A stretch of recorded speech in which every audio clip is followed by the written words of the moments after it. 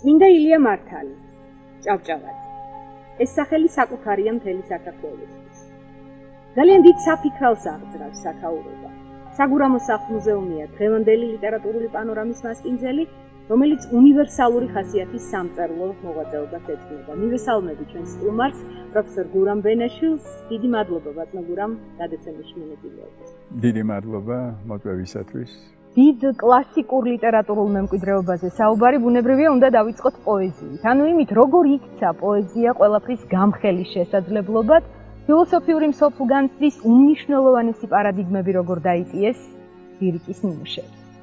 ილიას პიროვნება, მისი მხატვრული, ასე ვთქვათ, ლიტერატურის გარეშე ალბათ წარმოუდგენელია. მიუხედავად იმისა, რომ ის დიდი ერისკაცია და ერის მამად არის, ესე იგი წოდებული.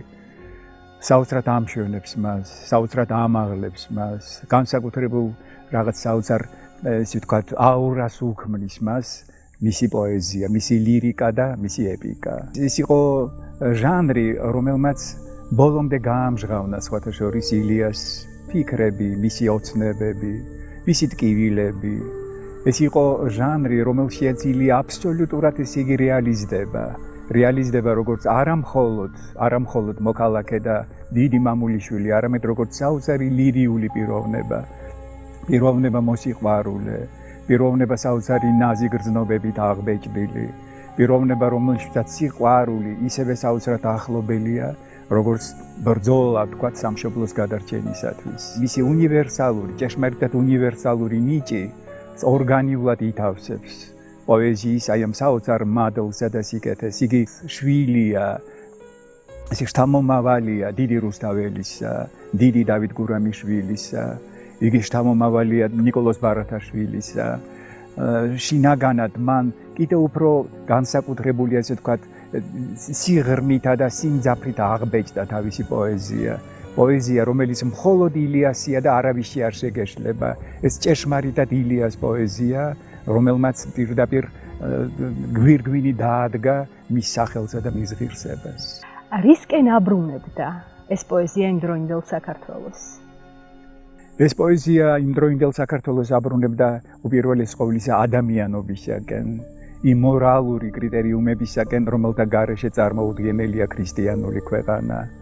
იგი აბრუნებდა იმ საოცარ კაცთმოყვარეობისაკენ, აბრუნებდა იმ სოციალური თანასწორობისაკენ, აბრუნებდა სამშობლოს განსაკუთრებული სიყვარულისაკენ. ეს იყო დიდი მოწოდება. ეს არ არის ფუჭად, ასე ვთქვათ, გასროლილი სიტყვები, ეს არ არის ფუჭი, ისეთი სიტყვები, რომელთაც მხოლოდ სილამაზე და მშვენიერება გააჩნიათ. ილიას ყოველი ლექსი, ეს არის დიდი სახელმძღვანელო ალბათ ადამიანის სულის ჩამოსაყალიბებლად.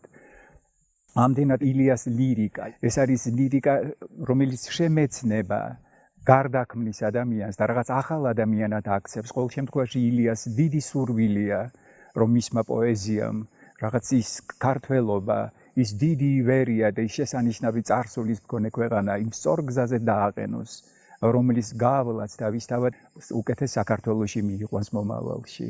ილიას პოეზია, განსაკუთრებით კიდევ ერთხელ ვიმეორებ, მისი ლირიკა განუმეორებელი და საოცრად მნიშვნელოვანია მის შემოქმედებაში.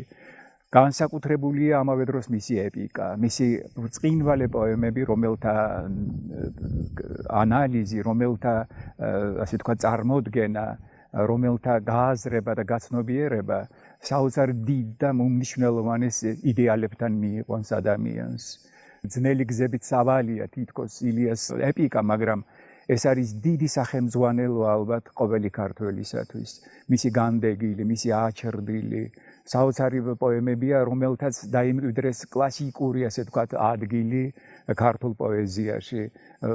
დაიმკვიდრეს ადგილი სწორედ დავით გურამიშვილისა და ნიკოლოზ ბარათაშვილის პოეზიის გვერდით.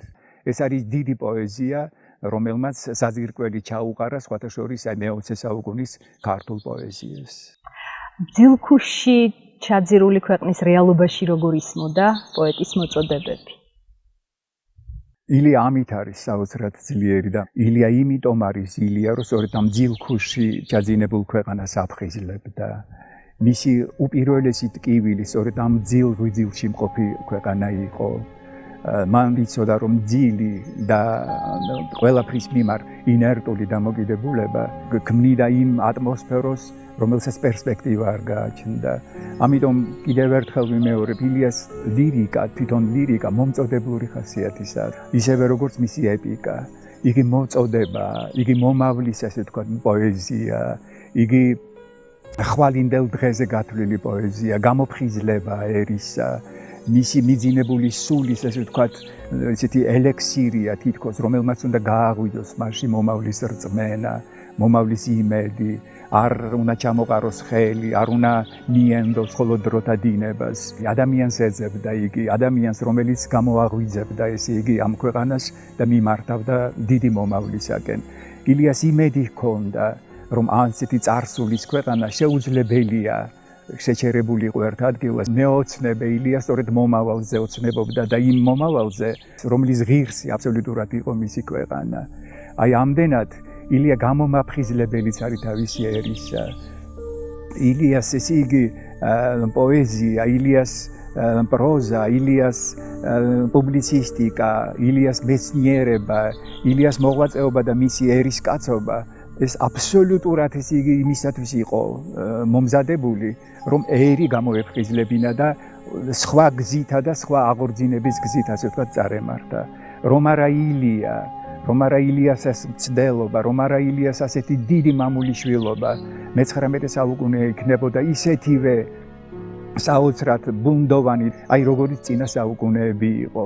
აი ამ ერთმა კაცმა, ერთმა მამულიშვილმა და ერთმა შემოქმედმა თავის ამ ძლიერ რაღაც საოცარ გიგანტურ მხრებზე ზიდა, ესე იგი საქართველო, რომ გადაერჩინა იგი და იმ ერთა შორის დაეყენებინა, რომელნიც ასე ვთქვათ, ევროპისა და მსოფლიოს აი იმ დიდ ქვეყნებს შორის წარმოიდგინებოდა. სამშობლოდან შორს იწერებოდა ილიას ლირიკული შედევრების უმეტესობა. სამშობლოზე ფიქრით გაჯერებული პოეზია, როგორც უნივერსალური სამწერლო მოღვაწეობის სათავე. ილია როგორც სამშობლოს მონატრებული, სამშობლოს მიმართ საოცარი სიყვარულითა და საოცარი ნატიფის სინაზით გამსჭვალული, იქიდან, აი შორიდან აწოდის თითქოს ხმას. ისი ეს ლირიკული შედევრები კიდევ ერთი, ასე ვთქვათ, ნიმუშია იმისა, როგორ შეიძლება ამოვიცნოთ ილიას აი ის შინაგანი, ასე ვთქვათ, სუბსტანციური სულიერება ილიასი, რომელიც ახალგაზრდობიდან, ჭიჭაბუკიდან ითხოვს სამშობლოს შველას და სამშობლოს, ასე ვთქვათ, გვერდზე ყოფნას. იქიდან მოუწოდებს, იქიდან ნატრობს, იქიდან შეხარის, იქიდან გლოვობს. მაგრამ ეს გლოვა არ არის ხანგრძლივი გლოვა, იგი არ არის გაგრძელებული გლოვა, გლოვას მაშინვე სცვლის რაღაც შინაგანი საოცარი ძალა, მუხტი იმისა, რომ სამშობლო უნდა გამოფხიზლდეს და სამშობლო უნდა აღზდგეს. თავისი ძალა, თავისი ენერგია უნდა გამოაჩინოს აუცილებლად. ილიას იმედი აქვს თავისი ქვეყნისა.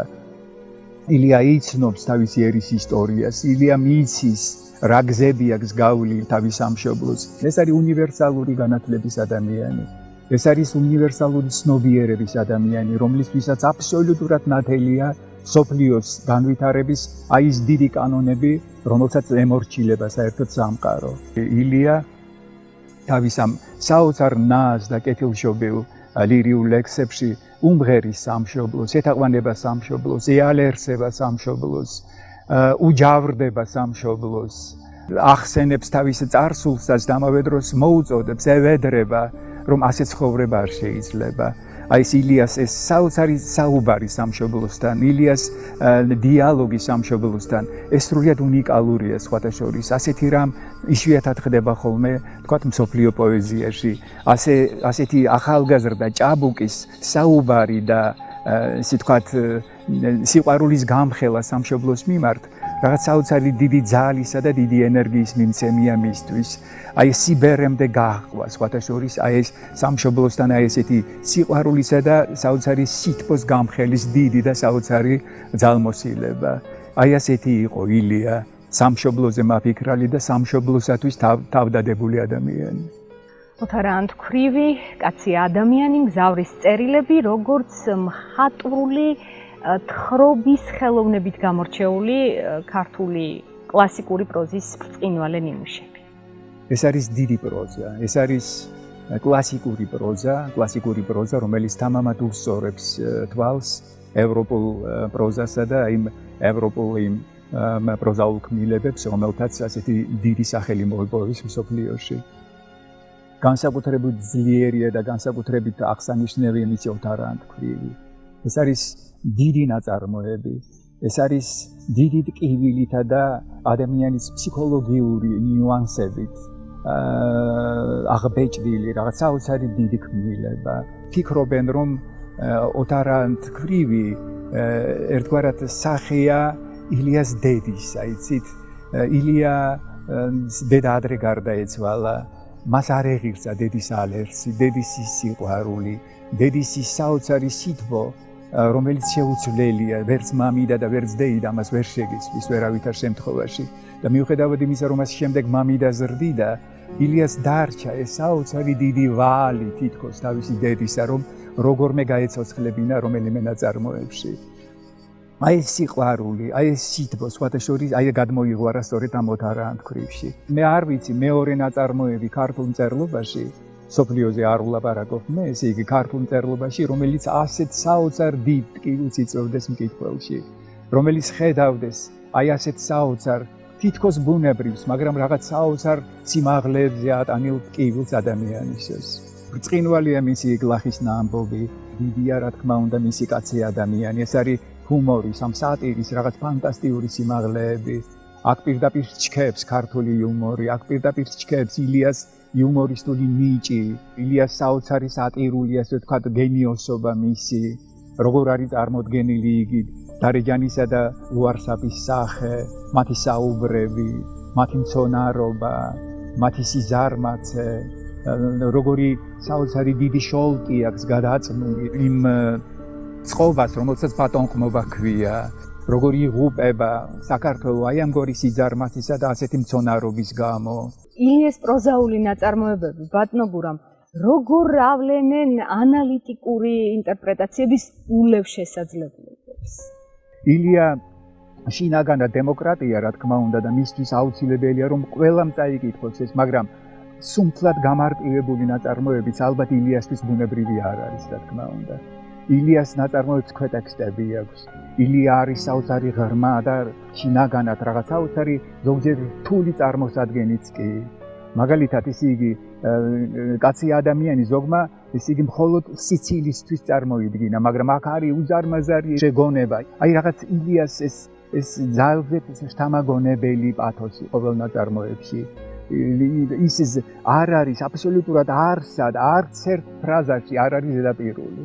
აი როგორც რუსთაველი არ არის არც ერთ ფრაზაში მხოლოდ გასროლილი, ასე ვთქვათ, რაღაცა ყვავილი, ამ დროს რომ ყოველი ქმნილება და ყოველი სტრიქონი რუსთაველის არის სიბრძნე, აი ესე არის ილიას ყოველი, ასე ვთქვათ, ნაწარმოების სიბრძნე. იგი ჭეშმარიტი შვილია რუსთაველის. იგი ჭეშმარიტი სიბრძნით დაჯილდოვებული პიროვნება.